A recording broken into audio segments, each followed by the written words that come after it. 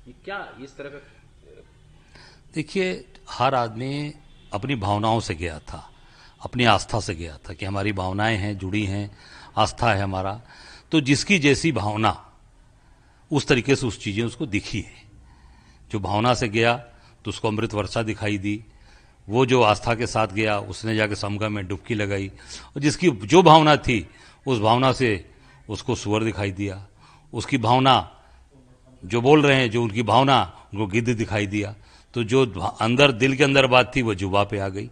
मैं इतना ही कहना चाहता हूँ। विपक्ष को लेकर के योगी जी ने कहा था कि जिनको जो देखना था वो देखा। तो योगी जी की जो भावना थी वो सामने आ गई। मैं तो कहा ना कि योगी जी ने की जो अंदर की भावना थी, जो अंदर सोच थी, उस सोच को उन्होंने अपने मुख पर ला दिया और भावना उनकी प्रकट हो गई कि उनके मन में क्या थी, वो सारी चीजें सामने ला दिया। पूरे समाज ने उनकी भावनाओं को समझ लिया कि किस सोच से हमारे प्रदेश के मुख्यमंत्री हैं।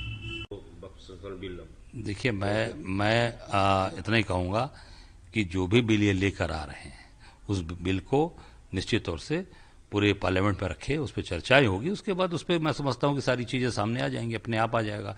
जब चर्चा होगी, पक्ष विपक्ष में चर्चा होगी, तो बहुत सी चीजें सामने आ जाएंगी। वन विभाग से मुझसे रुबेली नायब चीफ यहाँ से उम्मीदवार कीजिए आपके आशीर्वाद से। असदुद्दीन ओवैसी ने योगी जी को कहा है कि कठमुल्लापन की बात करते हैं उर्दू को लेकर के। इन्होंने न इनको उर्दू आती है, न तो ये फिराक साहब उर्दू जानते थे लेकिन वो मुस्लिम नहीं थे। इस तरह का एक बयान ओवैसी ने योगी जी को लेकर दिया है। देखिए, मैं इतना जरूर कहूँगा कि योगी जी जो आज जिस शब्दों का इस्तेमाल कर रहे हैं, जिस वर्ग विशेष के बारे में वो आपत्तिजनक भाषा का इस्तेमाल कर रहे हैं और सदन के अंदर बोल रहे हैं, ये पूरी तरीके से सरासर गलत है। सबका सम्मान करना चाहिए। ये देश राम का है, रहीम का है, गुरु नानक का है, पूरे जीसस का है। इसमें बौद्ध हैं, जैन हैं, सभी इस देश के अंदर हर वर्ग के लोग रहते हैं। ये सबका सम्मान करना चाहिए। और मुख्यमंत्री जैसे संवैधानिक पद पर बैठा हुआ व्यक्ति इस तरीके की भाषा का इस्तेमाल सदन के अंदर या सदन के बाहर नहीं करना चाहिए, क्योंकि देश आपको एक संवैधानिक पद पर बैठे हुए देख रहा है। मैं समझता हूं इसके लिए योगी जी को देश से, प्रदेश से क्षमा मांगनी चाहिए। किस तरह की रणनीति है आपकी? देखिए, वहां पर कांग्रेस पार्टी पूरी ताकत से काम कर रही है।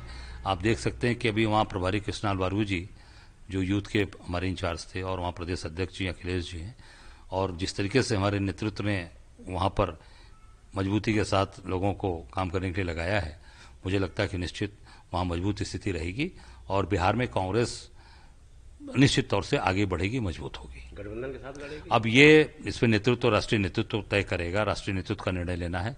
मैं तो उत्तर प्रदेश की बात कर सकता हूं, पर इतना मैं कहूंगा कि निश्चित वहां पर भी कांग्रेस मजबूती के साथ आगे बढ़ रही है और मजबूत होगी आगे। कल से रमजान शुरू हो रहा है। मैं निश्चित तौर से रमजान के इस पवित्र महीने की मैं शुभकामनाएं देता हूं, मुबारकबाद देता हूं कि हमारे सभी मुस्लिम भाई खूब धूमधाम से इस रमजान के पाक महीने को मनाएं और खूब प्रसन्नता से अपनी इस त्योहार को मनाएं। अध्यक्ष जी, राहुल गांधी के ऊपर आरोप लगा रहे हैं लोग कि इस कुंभ नहाने नहीं गए। देखिए, मैं इतना ही कहना चाहूँगा कि हम सब लोग सनातनी हैं और धर्म कर्म में विश्वास करते हैं। आदरणीय राहुल जी शिव भक्त हैं। आपने देखा होगा मानसरोवर की यात्रा करके वो गए, वहाँ पर कैलाश पर्वत का दर्शन करने। केदार जी पदयात्रा करके गए। इनकी सर्टिफिकेट लेने की जरूरत नहीं है इनसे। और मैं इतना जरूर कहना चाहूँगा कि हम सब लोग कांग्रेस के प्रदेश अध्यक्ष हैं और कांग्रेस के प्रतिनिधि के तौर पे जाकर मैंने संगम में स्नान किया और सबकी मंगल कामना, देश के लिए मंगल कामना, और सबकी तरफ से मैंने जाकर प्रदेश अध्यक्ष के तौर पे जाकर डुबकी लगाई और सबकी मंगल कामना की है।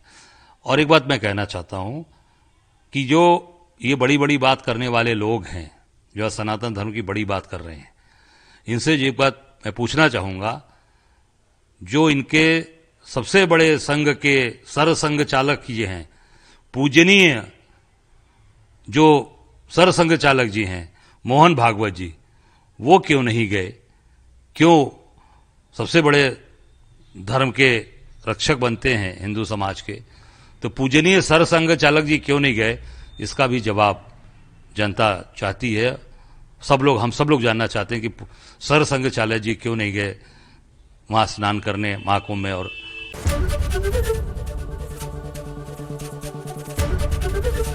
एबीपी गंगा, खबर आपकी, जुबान आपकी।